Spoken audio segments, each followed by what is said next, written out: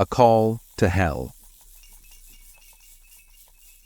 The call originated from a seemingly paradisiacal neighborhood, a place where skies were an unblemished azure with jet streams weaving through. The grand houses sat atop a canyon edge, encircled by blanched palms and deep green sagebrush. It appeared to be heaven on earth, yet an unsettling feeling lingered, as though this path led straight to hell. It was a domestic emergency. A man reported his wife in distress, though he assured us she wasn't violent. At least, not yet. We arrived at an opulent estate, passing through 2 gates to a driveway of flat bricks and resin. The path wound around a small grotto where a cherub danced, water sparkling like diamonds from its upturned hand. The 3-story brick house seemed serene. My trainee, McMullen, commented, "It's like a little piece of heaven up here, Sarge." I removed my sunglasses, noticing a single beam of sunlight glancing off a closed 3rd-floor window. The curtain fluttered slightly, but no face appeared. An elderly man with a gentle face and soft blue eyes welcomed us warmly and led us inside. We admired the exquisite glass terracotta sunburst doors leading to the entryway.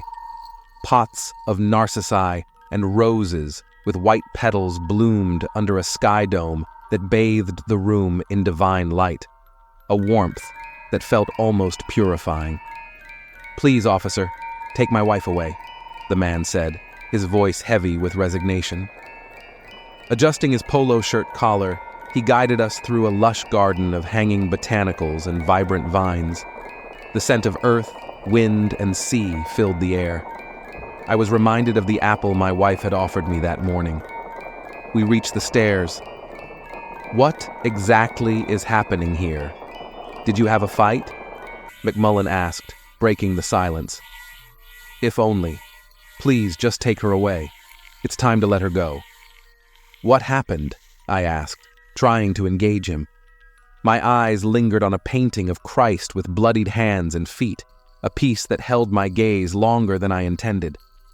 "You'll see when we get to the top of the stairs," the man said. Before ascending, he removed 3 sheaves of sage from behind a bas-relief of Mother Mary and Paul, where moonlight scattered stars across a crack that stopped at the baby Jesus. "Is she violent?" I asked, my unease growing. "No, that's not quite it." "Any fighting at all?" "Sure, but nothing like this." "Like what?" "Best I show you." As we climbed the stairs, my heart raced. At the top, the house darkened as a cloud passed, and the light seemed to drain away.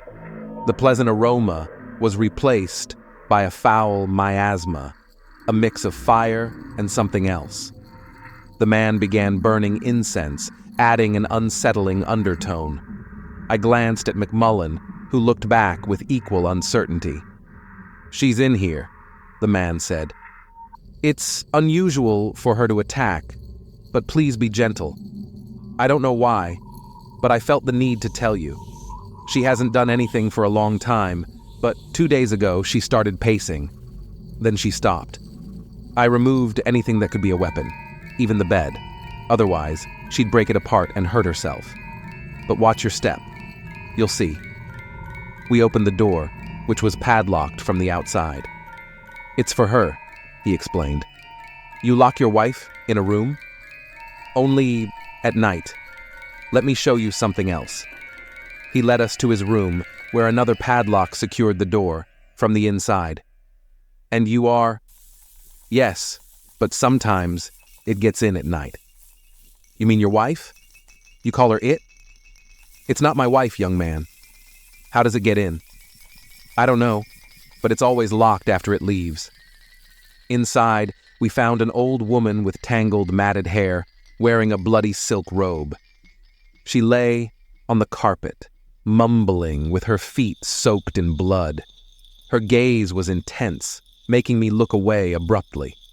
McMullen, kind-hearted, helped her up.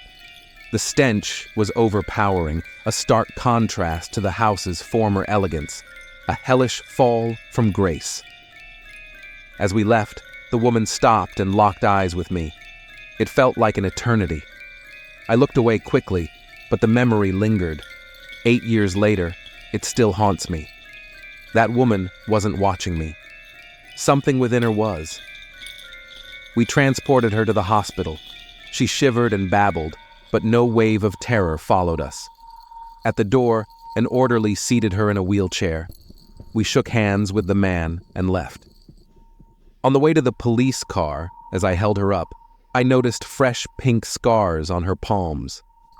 Oh, she did it to herself. With what? I didn't see it happen. I don't know if it did. We left and never returned. As she walked away, I thought I saw markings on her feet, but she disappeared too quickly. She had a long scar down her left side, and the man's insistence on leaving her in an empty room made it clear why. That was today's story, A Call to Hell. I hope you enjoyed it. If you did, please like, comment, and share. For more horror stories, make sure to subscribe to our channel. Thank you, and stay tuned for more eerie and terrifying tales.